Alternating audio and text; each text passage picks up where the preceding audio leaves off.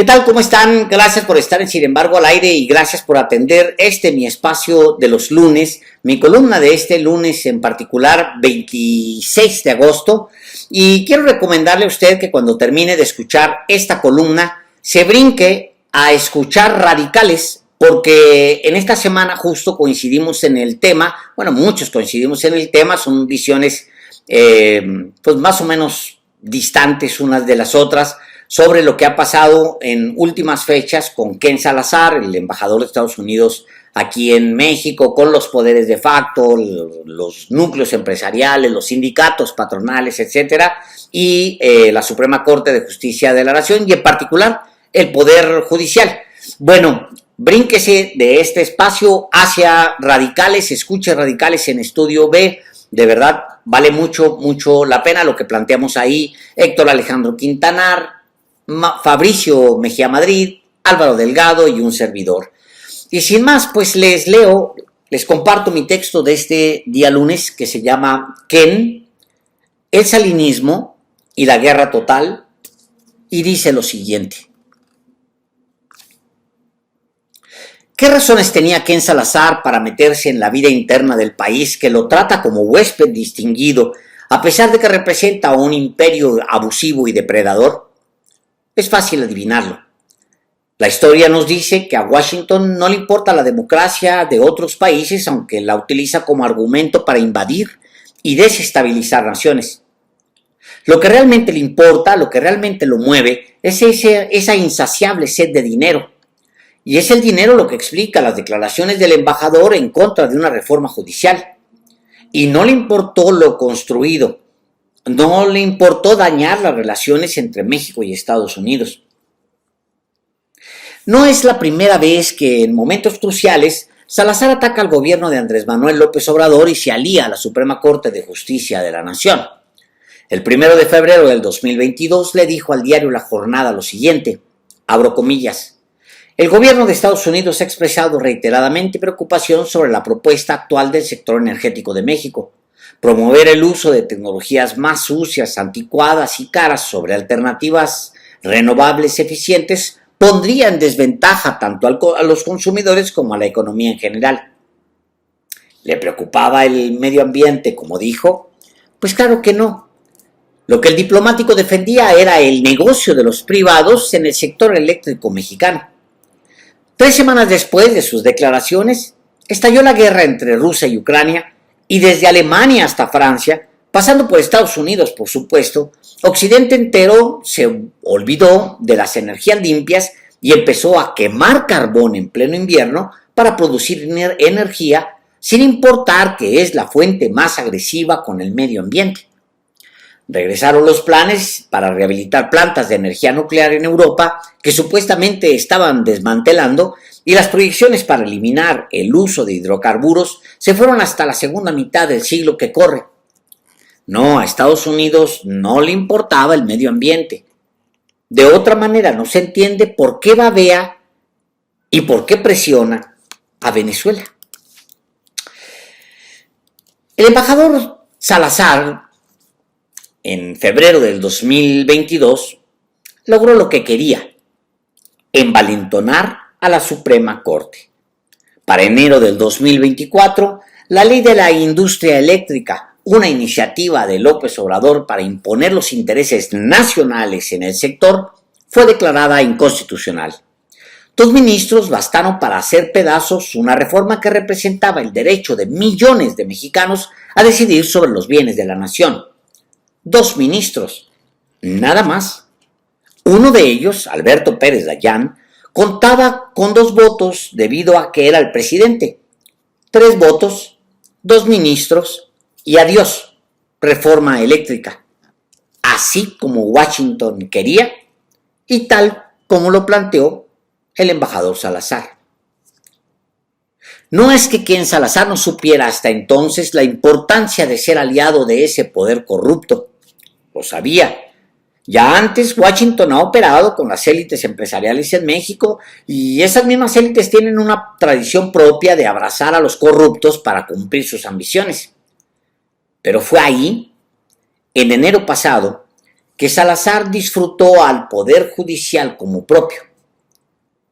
Franklin Delano Roosevelt, quien fue presidente de Estados Unidos durante 11 años, exactamente los mismos que lleva Nicolás Maduro, aplicó al dictador y asesino Tacho Somoza una frase a la postre célebre. Abro comillas.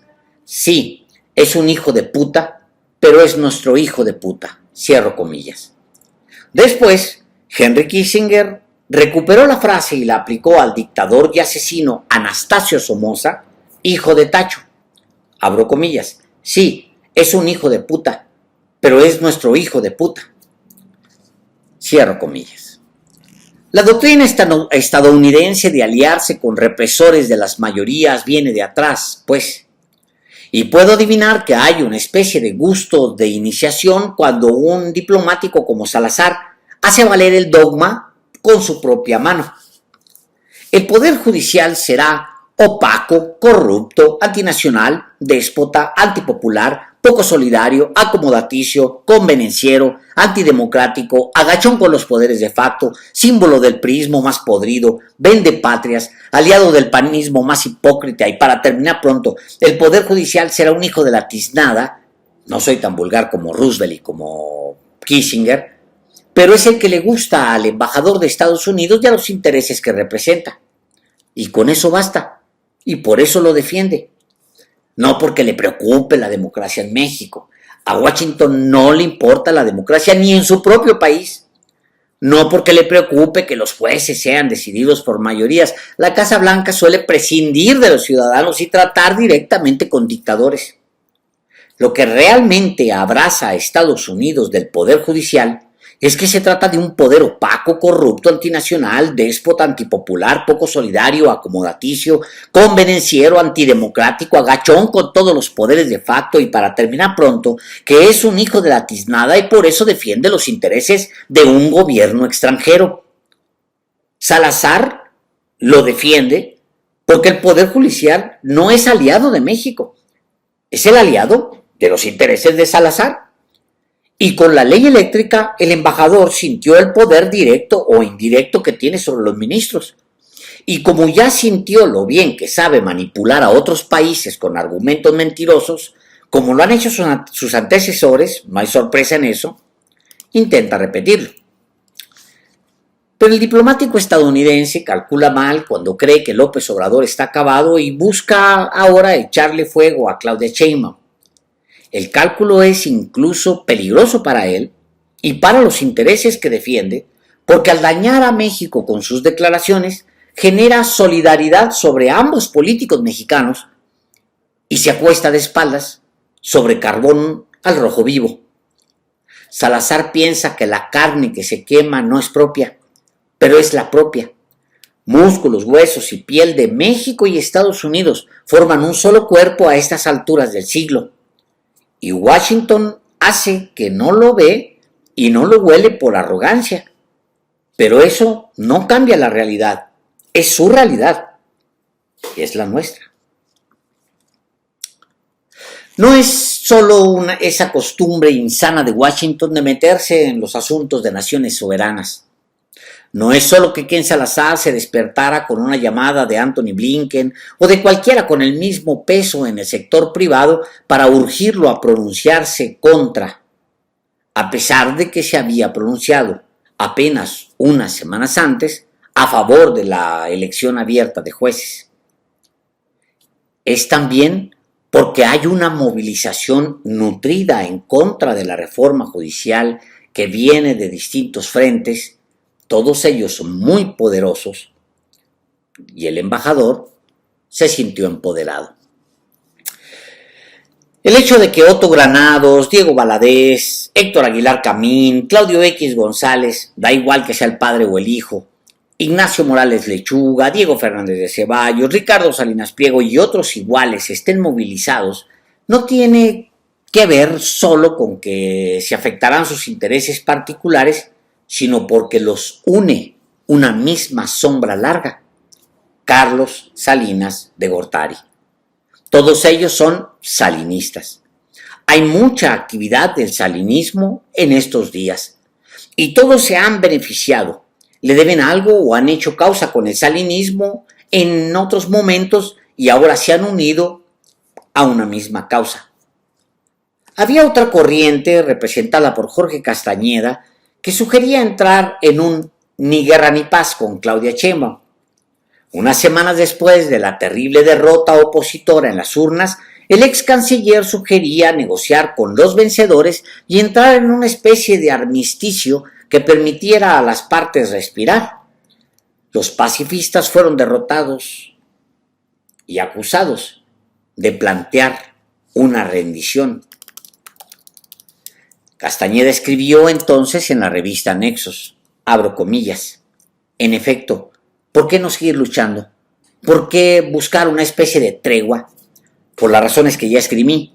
El golpeteo constante por parte de un 40% de la sociedad desgasta, agota y no funcionó. Rendirse tampoco es una opción porque significa caer en la trampa de Echeverría de los aviones de redilas en los viajes presidenciales o sumarse a un proyecto ajeno a cambio de un hueso como todos los gobernadores diagonal embajadores de la 4T. Menos aún, con el afán de agudizar las divergencias entre AMLO y Sheinbaum, conviene invocar el desafortunado Echeverría o fascismo de Carlos Fuentes. Sé lo que no quiero, pero entiendo que algunos contemplen mi exploración como producto del miedo o de la fatiga. Me quedo por ahora con la consigna inteligente pero totalmente irreal de Trotsky en Brest-Litovsk: ni guerra ni paz. Cierro comillas. La realidad es que la posición negociadora de Castañeda nacía muerta. Nunca vi a un Aguilar Camín, cercano a Castañeda, tan enojado como el de ahora. Ya no es el intelectual sobrado que menosprecia al presidente, que lo llama pendejo y petulante y que está seguro que puede derrotarlo en las intermedias del 2021 o echarlo del poder en la revocación de 2022. Ahora, ese Aguilar Camín culpa de su propio fracaso a la ignorancia, dice, de la gente. Textualmente lo repito, abro comillas. El hecho de que la población no entienda lo que va a pasar no quiere decir que nuestros pronósticos sean falsos. Nuestro diagnóstico es correcto. La población no lo puede o no entender lo que va a pasar. Lo que va a pasar es una autocracia legal, una dictadura. Digo, autocracia legal para distinguirlo de lo del PRI, porque el PRI no tenía la legalidad para actuar como una dictadura y tenía siempre una reserva de pudor y de cuidado de las formas. Por cierto, lo mismo que Porfirio Díaz, cierro comillas. En los hechos, lo que hemos visto en la prensa, los ataques de los salinistas por distintas vías, el paro del Poder Judicial, las declaraciones del embajador estadounidense y de su homólogo canadiense también, los ataques de las cúpulas empresariales y de varios oligarcas ligados al expresidente Salinas, y hasta el atrevimiento de la ministra Norma Piña de guardarse en un escritorio los dos casos de Ricardo Salinas Pliego por 35,000 millones de pesos, anuncian que los poderes de facto en México han decidido no dar tregua a Claudia, como sugería Castañeda. Es la guerra total, pues. Que Salazar habrá reculado unas horas después de sus declaraciones o habrá matizado un poco lo que dijo, pero deja clara su posición. Cualquiera de ellos puede repetir textuales las palabras de Roosevelt, pero ahora para el Poder Judicial. Sí, es un hijo de puta, pero es nuestro hijo de puta. Y lo hará sin rubor, porque el rubor es lo primero que se pierde en el campo de batalla. No habrá tregua. Y Claudia debe saber que detrás de las sonrisas forzadas hay siempre fajado un puñal. No habrá tregua porque el López Obradorismo significa perder todo lo que tenían. Han declarado una guerra de tiempo atrás y me parece una guerra tendrán. Es la guerra vieja entre las fuerzas de derecha que quieren recuperar el poder y la izquierda que busca retenerlo. Una guerra en la que los papeles históricos se han invertido. siempre ganaba la derecha. Y desde 2018 es la izquierda la que domina. Muchas gracias.